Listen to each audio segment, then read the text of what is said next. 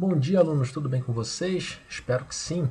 Bom, galerinha, essa é uma das aulas mais importantes que nós teremos aqui na parte da dinâmica, as leis de Newton. Por isso mesmo, galera, se ajeitem na cadeira, prepara o material de estudo e vamos começar.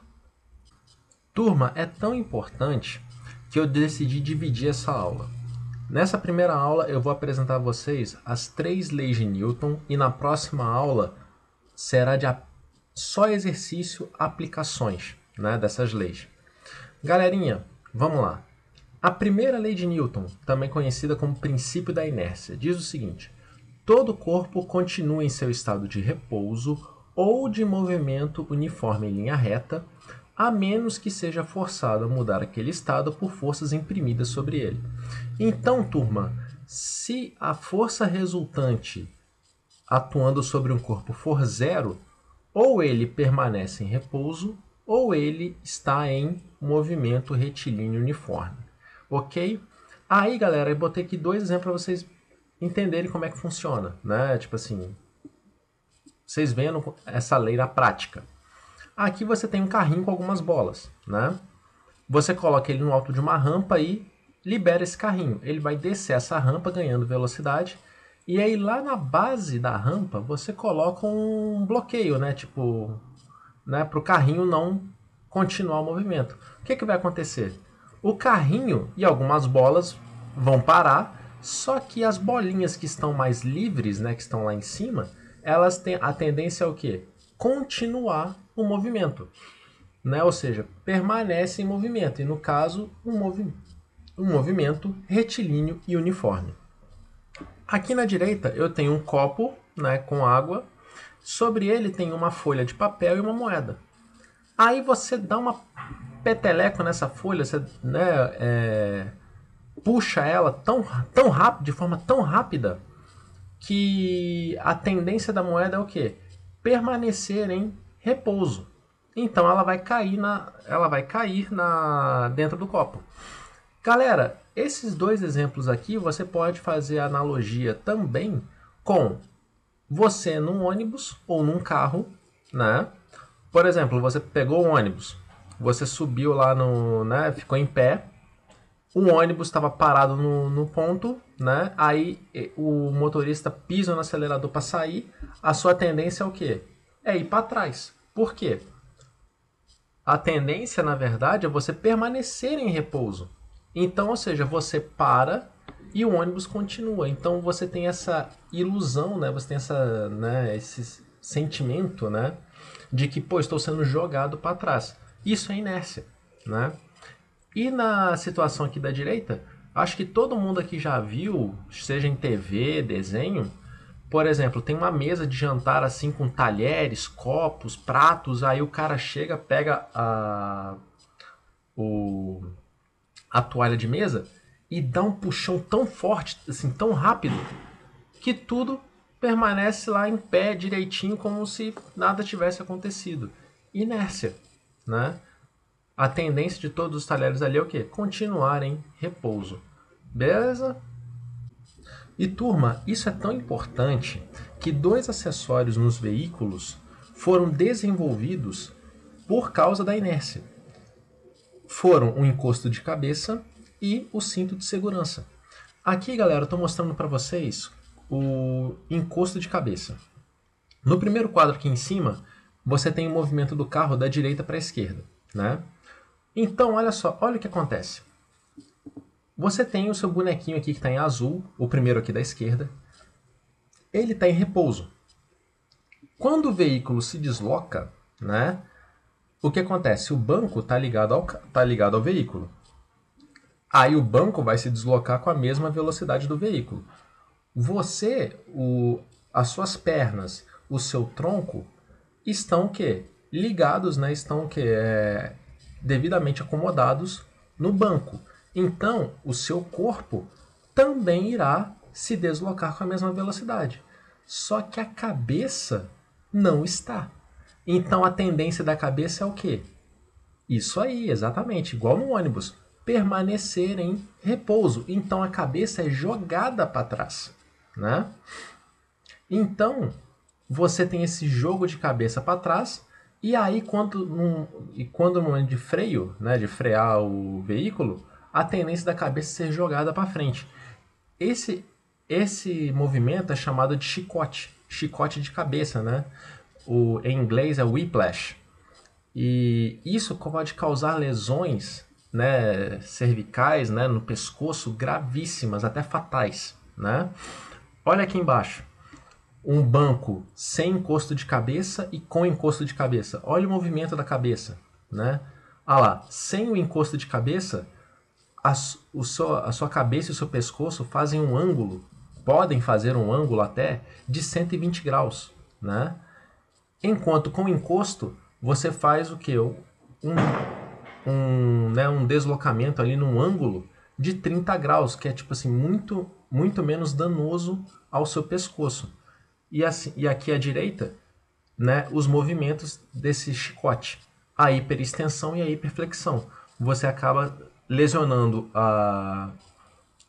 tecido, você pode até mesmo fraturar a espinha, né? Tipo, enfim. É por isso também, não sei se você já tiveram a oportunidade de assistir Fórmula 1, né? Ou provas de automobilismo, os pilotos, eles usam, além do capacete, eles usam um apoio que eles colocam no ombro e que são ligados ao capacete. Não sei se vocês já viram. É exatamente para prevenir isso também, né? Para segurar o pescoço e evitar esse movimento de chicote. Show, turma? Então vamos ver o cinto de segurança. Olha aí, a foto é autoexplicativa, né? Se você está em uma alta velocidade e você não tem o cinto de segurança, o que acontece? Ao você colidir com algum obstáculo, seja uma parede, um caminhão, outro carro, não importa, o carro vai parar de forma abrupta, né? De forma drástica, de forma quase instantânea. Mas aí o que acontece? Você também está se deslocando com a mesma velocidade do veículo. Então, se você está com um carro a 120 km por hora, você, no banco, também está a 120 km por hora. Então, quando você colide com algum obstáculo, o carro vai parar. Só que você está a 120. E o que diz a inércia? Se você não tem nenhuma força resultante atuando sobre você, a tendência é o quê? Você permanecer em repouso ou continuar o movimento em retilíneo uniforme. Então, quando a força que vai parar o carro vai ser atuada apenas no carro, não em você. Então, você o quê? Você acaba sendo projetado para frente, né? Na qual, igual você vê a figura da direita, você voa pelo para-brisas, né? E aí pode ser exatamente isso, um acidente fatal, né? Você pode vir a falecer. Enquanto, olha a figura de baixo, o cinto de segurança, é exatamente isso, de o quê? Você impedir o movimento, né, de projeção, né? Ou seja, o cinto vai te segurar, né, para impedir para que você sofra maiores danos. Ah, Igor, mas e o airbag? O airbag é exatamente a mesma coisa. Além do cinto, o airbag é um outro como é que fala, gente? É um dispositivo de segurança desenvolvido nos automóveis para quê? Para impedir que você voe, né? Tipo, para que você seja projetado para frente. E também para evitar, como o movimento, como a sua tendência é ir para frente, aí como vocês viram, vai ter o movimento de chicote, no caso a hiperflexão, né? A tendência é o que então? Você voar com a sua cabeça no volante, né? Aí provocando danos, talvez até, dependendo da gravidade, danos permanentes. Aí o airbag, além de te segurar, também protege você disso.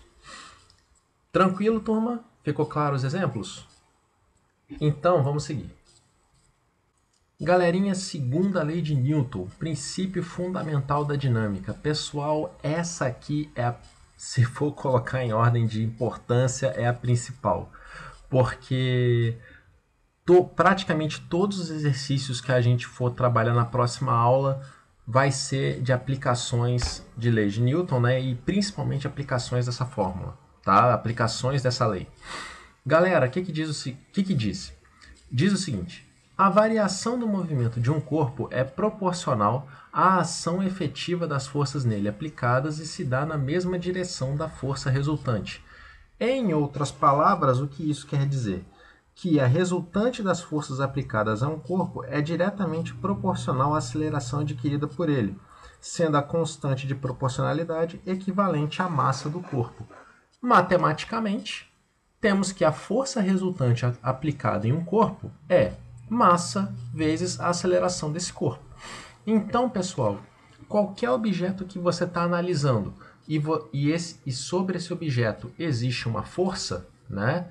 Existe uma ou mais de uma força, não importa. Se naquele corpo existir uma força resultante, essa força resultante ela pode ser escrita como a massa do corpo vezes a aceleração que ele tem. Lembrando que a força, a unidade é Newton, e aí qual força pode ser? Qualquer uma das forças que a gente viu na aula passada, a massa, quilograma, e a aceleração é em metro por segundo ao quadrado. E pessoal, a terceira e última lei de Newton é o princípio da ação e reação. Diz assim: para toda ação existe uma reação de mesma intensidade e direção, mas de sentido oposto. E é importante observar que essa ação e reação nunca são aplicadas em um mesmo corpo. Galera, não esqueçam dessa parte, tá? O para ação e reação das forças nunca acontecem no mesmo corpo, por isso nunca irão se anular, beleza? Então, olha lá, se nós temos uma força de ação, temos uma força de reação. Mesmo módulo, mesma direção, porém sentido oposto. Por isso que está menos a força de reação, né? Indica que o sentido é diferente. Ou, né, tá aqui, ó, a força de ação igual à força de reação. Aqui eu estou dizendo o módulo, né? Lembra que eu falei grandeza vetorial, grandeza escalar? Quando aqui a minha força está sem a seta, eu estou me referindo apenas ao módulo. Em módulo, ambas as forças são iguais, mas elas acontecem em corpos diferentes e em sentidos opostos. Aí, turma, olha aí. Todo mundo aqui já chutou uma bola, né? Então, como que funciona? O seu pé está fazendo o quê? Uma força na bola, certo? Só que aí, pela terceira lei de Newton, se você faz uma força na bola, a bola faz uma força no seu pé, mesmo módulo, mesma direção, porém sentido oposto. Então, se você chuta a bola para frente, a bola faz uma força no seu pé para trás, né? Quem aqui já chutou uma bola dura, né? Assim, uma bola mais pesada, você sente uma dor violenta no pé, né? Assim, né? Eu já tive essa experiência quando criança, não foi nada agradável de chutar uma bola muito dura. E assim, a bola foi para frente, né? Só que o meu pé, ele ficou tremendo, né, de tamanha dor que eu senti. E essa dor foi por causa de quê? Da força que a bola fez no meu pé, né? Então, galera, pensa o seguinte: se os pares ação e reação acontecessem no mesmo corpo, vamos lá, vamos lá, usando o meu exemplo, eu chutei a bola, certo? Ou seja, tem a força que o meu pé faz na bola para frente. Se a força de reação também acontece na bola, só você pensar, pensa o seguinte, ó, para ação e reação, mesmo módulo, mesma direção, sentido oposto. Então, se no mesmo corpo eu tenho uma força para a direita e uma força para a esquerda de mesmo módulo, qual é a força resultante na bola? Isso aí, zero. Então, se a força resultante é zero, ué, era para a bola ficar parada, né? Não é? E é isso que acontece. A bola já estava em repouso, não estava? Então, gente, pronto, eu já acho que você nunca vai esquecer isso. Galera, esse para ação e reação nunca é no mesmo corpo. Olha a figura aqui da direita. É graças a isso que nós conseguimos andar, né? O seu pé faz uma força no chão, né? No seu caso, faz uma força para trás. E aí o que? O chão faz uma força em você. Mesmo módulo, mesma direção, porém o que? Sentido oposto. Então, o chão faz uma força para frente em você. Por isso que você é capaz de andar para frente, né? É por isso que você né? Ou seja, você só anda para frente se você chuta, né, entre aspas, o chão para trás, né? E aqui a última figura, um canhão, né? Quem aqui já viu desenho, já viu filme? Quando o canhão é disparado, o canhão vai o quê? O canhão vai para trás, né? Por isso as rodinhas, né? Como que funciona? O canhão vai exercer uma força na bola, né? Ali, ó, a seta azul, né? Ou seja, essa é a força que o canhão, que é o corpo A, exerce na bola de canhão, que é o corpo B, né? Só que ação e reação.